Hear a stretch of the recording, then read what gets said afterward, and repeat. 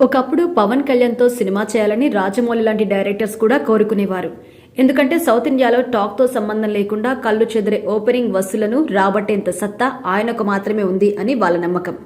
అంతేకాకుండా ఎలాంటి జానర్కైనా సరితూగే screen presence ఉన్న అతి తక్కువ మంది ఇండియన్ హీరోస్లో పవన్ కళ్యాణ్ ఒకరు. కానీ పవన్ కళ్యాణ్ మాత్రం తన కంఫర్ట్కి తగ్గట్టుగా సినిమాలు చేస్తూ ఉంటారు.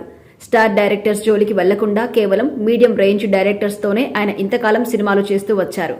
ఇదంతా గతం. కానీ ఆయన రాజకీయాల్లోకి వెళ్లిన తర్వాత నిర్మాతలకు ఆయనతో సినిమాలు తీయడం నరకప్రాయంగా మారింది.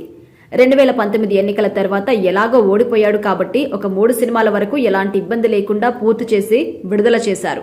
కానీ ప్రభుత్వంలోకి వచ్చి ఉప ముఖ్యమంత్రిగా బాధ్యతలు చేపట్టిన తర్వాత పవన్ కళ్యాణ్ నిర్మాతలకు అసలు అందుబాటులో ఉండడం లేదు.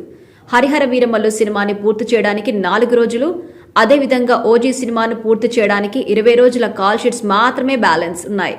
కేవలం 25 రోజులు కళ్ళు మూసుకుంటే ఈ 2 సినిమాలు పూర్తవుతాయి.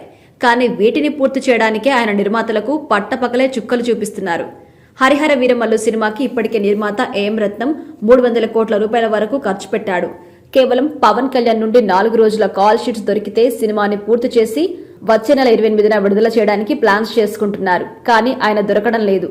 గత 15 రోజులుగా పవన్ కళ్యాణ్ అజ్ఞాతంలో ఉన్నారు.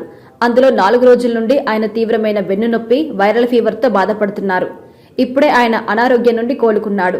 అనారోగ్యం నుండి కోలుకున్నాడు కదా, ఇక షూటింగ్లో పాల్గొంటారని అంతా అనుకున్నారు. కానీ ఆయన రేపటి నుంచి 3 రోజుల పాటు దక్షిణ భారతదేశంలో ఉన్న ప్రధాన ఆలయాలు సందర్శించడానికి రెడీ అవుతున్నారు. ఈ 3 రోజుల పర్యటన తర్వాత ఆయన డేట్ సర్దుబాటు చేసే అవకాశం ఉంది. కానీ దాని గురించి ఎలాంటి క్లారిటీ అయితే లేదు. ఫిబ్రవరి నెలలో ఎట్టి పరిస్థితుల్లో సినిమాని పూర్తి చేయాలి, లేదు అంటే సినిమాని మళ్లీ వాయిదా వేయాల్సి ఉంటుంది. దీనివల్ల ఏఎం రత్నం నిర్మాతగా కోట్ల రూపాయలు నష్టపోయే అవకాశం ఉంది. మరి పవన్ కళ్యాణ్ ఇతన్ని కరుణిస్తాడా లేదా అనేది చూడాలి.